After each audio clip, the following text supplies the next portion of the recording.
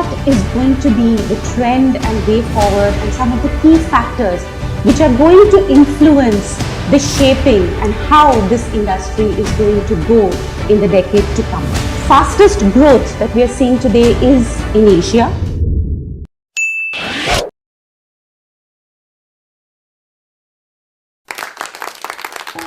Hello everyone, I am Dr. Varsha Narayanan. I'm a Health and Pharmaceutical Consultant, and I'm very happy to be on Doctalks today. And as we have entered the 2020 and the forthcoming decade thereafter, I think this is a good time to review the current scenario in the healthcare and the pharmaceutical markets and what is going to be the trend and way forward and some of the key factors which are going to influence the shaping and how this industry is going to go in the decade to come.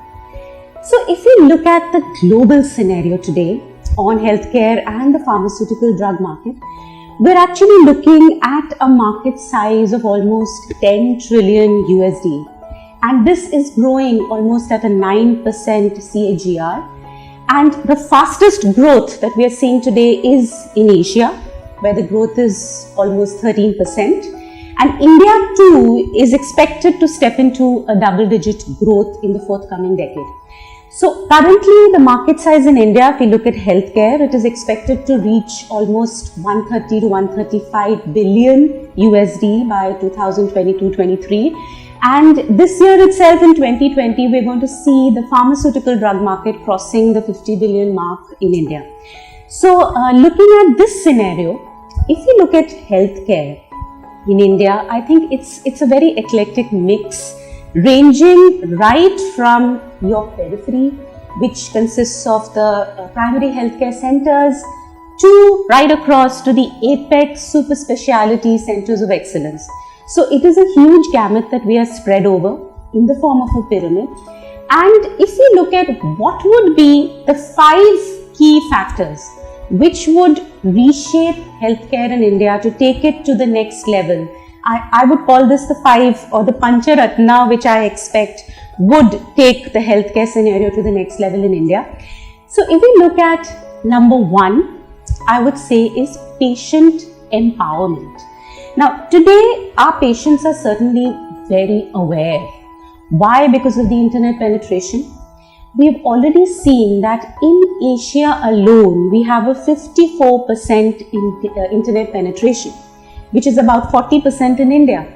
But what is even more interesting is that the 600 million internet users in India as on 2019, out of them 200 million are actually in rural India, and 87% of this population are frequent or regular internet users. So we are talking about a very strong internet penetration growing at an 18% rate in India.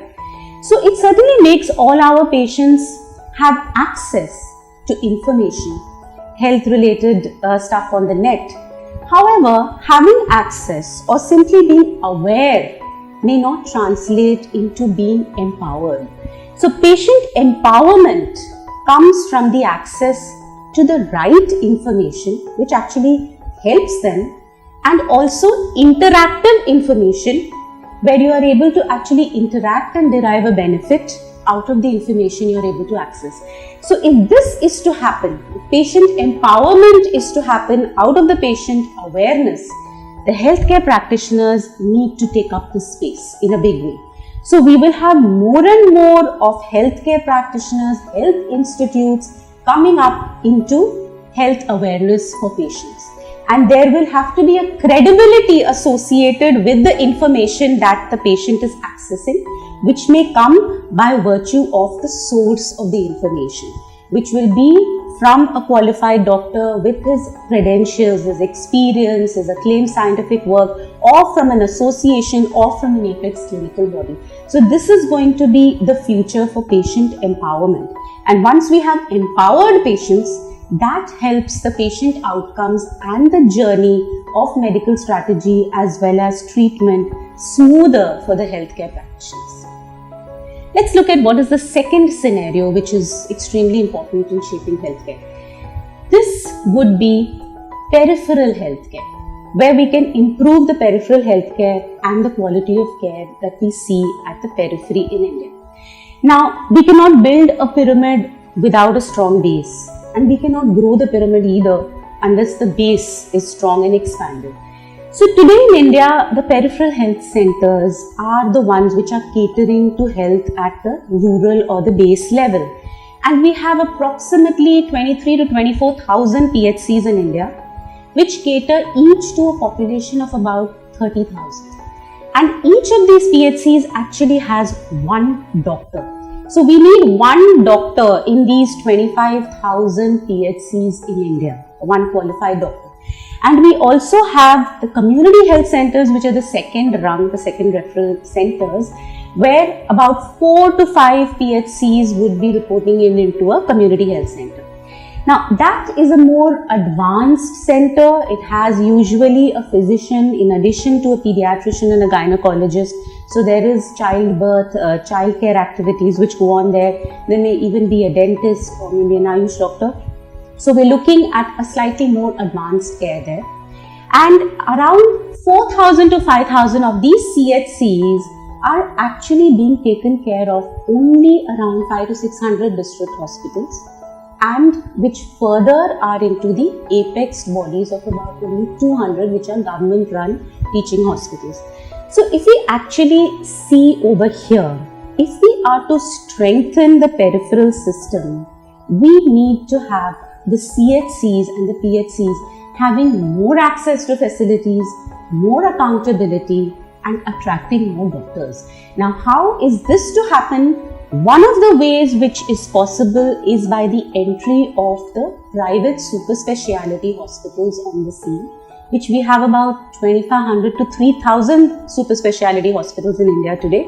We also have about 8,000 other hospitals across cities in India. So across the 4,000 cities in India, if we have even one speciality or super speciality hospital able to monitor the work of just one community health center and its attached peripheral health centers, the amount of development that can happen in each CHC is going to be a different level. And not only that, there is a threefold advantage. One, of course, which is visible. The PHCs will have better facilities. They will probably have much better equipment. But secondly, they will be monitored, there will be an accountability, and there will also be some kind of an appraisal at a regular level, because it is mapped only to one apex body. And lastly, it will attract doctors to come and take up positions in the PHCs and the CHCs, because now this is going to be connected to a very important and a key player in healthcare. So there will be that much more updation and scientific development for the doctor also. So peripheral healthcare coming up with the help of super speciality hospitals, this can be a game changer in the Indian healthcare scenario today. Now, if we look at the third factor, I would say that an integrated approach to therapy is going to be the order of day today. Because now the focus is shifting from being disease-free or giving symptomatic treatment to what we are calling holistic health and wellness. And wellness is something that goes beyond healthcare. It encompasses not only the physical, the mental, the spiritual, the occupational, the psychosocial aspects, the environmental. So many aspects actually play an important role in a disease, and all these need to be managed effectively. Now, we are talking a lot these days about lifestyle medicine. We talk a lot about nutritional therapies. We also have a lot of herbs which have now been subjected to clinical trials, and there are data available and have been approved for mainstream use as supplements. They have been integrated into various therapy guidelines also. Now, this is the time where India should take the initiative for an integrated approach to medicine, which takes into account all these aspects in the management of disease. And talking about this, already our periphery is very well equipped with a lot of indigenous medicine knowledge. And there is also now a provision in Niti Aayog that they are going to make 50 to 100% of the peripheral centers ranging from the PHC to the district hospitals as practicing integrative medicine. And we also have in AIIMS now a department which is going to be set up for integrative medicine. So the integrated approach is going to be where India can actually be a leading, a pioneer in healthcare. Now let us look at the fourth and fifth aspect, which I think is extremely important and related as well. The fourth being big data analytics. So big data, we generally refer to a whole lot of data which is available to us from a variety of sources. Now, data analysis can put forward a lot of insights ranging right from assessing a patient's risk for a particular disease, and we can act over there to prevent it, or it helps in diagnosis, symptomatic recognition, and actually classifying the disease. It also is able to understand the demography, also understands the regional, seasonal predilections of disease, and can also be a good disease predictor model. Also, big data helps in patient engagement, which is actually something which needs to be developed in a big way for successful patient outcomes. So patient engagement and patient adherence. So big data analytics can play a very important role in that. And finally, of course, it helps with the administrative aspect of hospitals, which can help them increase their efficiency and cut costs. In fact, big data analytics has shown that it can cut costs to almost 25% over a 5-year period for a particular hospital or a clinic which utilizes these analytical tools.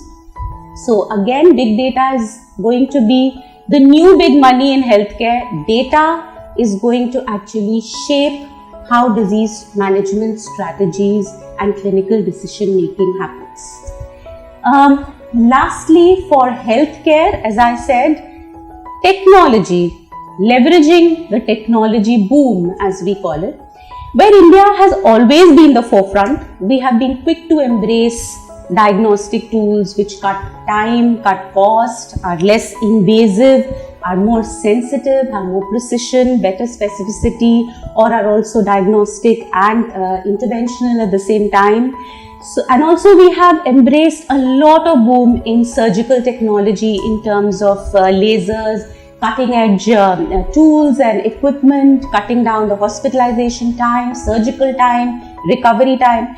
So we have been quick to embrace technology, but I think what is going to stand out in 2020 and the forthcoming decade after that is going to be AI or artificial intelligence. Now, AI can function in 3 different aspects which are really important in healthcare. One, of course, being in diagnosis and treatment. Second, we look at it in patient engagement and adherence, as I talked about, along with big data analytics. And third is going to be in greatly diverting doctors to more to kind of things like empathy, persuasion, looking at the big picture, clinical decision making, rather than the time spent in administrative work, which AI can completely take over. So if we look at these 3 aspects, AI today is using machine learning, or it is neural network, or we're talking about NLP, natural language processing, or with deep learning. With all these, AI has now evolved into a conversational model where you have chat bots or apps on which patients can actually converse and improve their adherence, their compliance, and even solve a lot of queries as a part of their therapy journey. And also finally, we have robotics, which is now going to be incorporated with an AI brain along with the robotic process automation. So that is going to be the new era in surgery. Already many branches of surgery are using robotics. So we are going to see more and more of this use, because it can actually surpass the limitations of human vision, finesse, angulation. It can cut surgical time, it can improve the finesse of the incisions, improve the recovery times. We are looking at robotics taking on a very important role in the surgical space in healthcare. Now, having looked at the healthcare scenario and what is going to be shaping healthcare in the future, the pharmaceutical here has a very important role to play. So, to understand how pharmaceutical can work in collaboration with the healthcare, healthcare and pharmaceuticals have worked a lot in the past in collaboration, but it has been more oriented towards prescription and sale. Now, it is an integral partner in actually improving patient outcomes. That is what is important. So, if we look at the pharmaceutical space today, again the 5 key players or the 5 key factors, again the Pancharatna that I would call it, would be number 1, we're talking about real world evidence. Now, this is going to completely shape the brand promotion or pharmaceutical positioning of products in the decade to come, starting 2020, because the importance of real world data, which actually talks about how the patient is responding in a natural situation instead of a artificial clinical trial situation. So here we are talking about a number of factors in the environment and in the body and the co-associations which are actually influencing the treatment, and how a treatment actually works in the real world scenario, both in terms of effectiveness as well as in terms of safety and tolerance. So real world evidence is something now that the US FDA is going to draft as part of its guidelines by 2023, and a lot of Asian and Indian regulatory authorities are also waking up to the fact that this plays as important a role as clinical trials do as data for a drug. So we're going to see more and more emphasis on real world evidence in the pharmaceutical industry. Next, if we look at what is the next scenario that is going to affect, is going to be a rational promotion and evidence-based communication. Now, this is something that has been more as a suggestive, has been going on in a suggestive manner, but it may get implemented in the industry. And the importance of this is basically for long-term sustenance of the pharmaceutical industry itself, and also its credibility at the medical fraternity as well as the patient level. And real world evidence and clinical trial data, case-based scenarios, as well as in-clinic effectiveness which can be recorded and used for ethical promotion is going to be the game changer. And those organizations which can actually base their communication on this kind of a real world evidence are going to be the forefront game changers in the pharmaceutical industry. Now, coming to the third aspect, there has going to be a lot of emphasis on drug safety, and which we call pharmacovigilance, which is currently at the level of a regulatory exercise in the pharmaceutical industry, but it is going to become an integral part of the brand strategy and the drug shaping. Now, what is important here, the need gap that comes in are the sources. Now, the sources include the electronic health records today. We have spontaneous reporting by physicians of adverse events. We have data which comes in through clinical trials, and we have data which comes in through real world evidence. But actually there is a disconnect at the level of the field as well as the team which handles the pharmacovigilance. And when that bridging happens with the help of the medical affairs in drug companies, there will be actually an integration of pharmacovigilance as part of brand strategy, and that will be viewed as a value add rather than a hurdle, which currently is the view. The view will become that of a value add, and it can greatly enhance the effectiveness of what the brand can have. So, drug safety is going to be one of the most harnessed activities as well as the most focused activity in the coming future, the coming decade after 2020. Last, before we come to the end of this talk, two more important aspects of the pharma industry which are going to continue. One, of course, being the scientific collaboration, which is going to see better and better levels with the healthcare practitioners. We're talking about the key opinion leaders, and not only will this be part of developing a whole lot of scientific and academic programs, or what we call information in terms of guidelines, latest updates, or whatever we are sharing, But the important thing here is how much of this can be percolated to the periphery. And that is what will determine how effective this collaboration is. And that is what will actually determine how effectively it is transforming the healthcare system in India. So it is very important that because the pharmaceutical has a network in the field, it can greatly assist percolation of scientific development and academic developments in various therapy specialities. It can help it percolate down and cascade it down to the periphery. So that is something where there's going to be a symbiotic collaboration between the healthcare practitioners and the pharmaceutical industry. And of course, lastly, the pipeline has to be innovative, and it is. We're already looking at the era of biosimilars, biologicals. We are now looking at what we call cell and gene-based therapies. We are also looking at the chimeric antigen receptor therapy in cancers. We are looking at phage therapies which are coming in for antibiotic resistance. We're also looking at harnessing natural substances from soil, from food, from herbs, and also getting good clinical trial data out of them so that they can be integrated into therapies. And lastly, of course, the generic boom is going to continue. We are also going to have new molecules of existing class with added features pharmacokinetically or in terms of drug safety. So looking at this scenario, it looks a very positive decade ahead for healthcare and the pharmaceutical, and the key here is going to be how these two work in unison, work together in enhancing healthcare in India right from the base, right from the periphery, as well as creating more centers of excellence at the apex. So with that, I would like to end my talk and wish you a great decade ahead.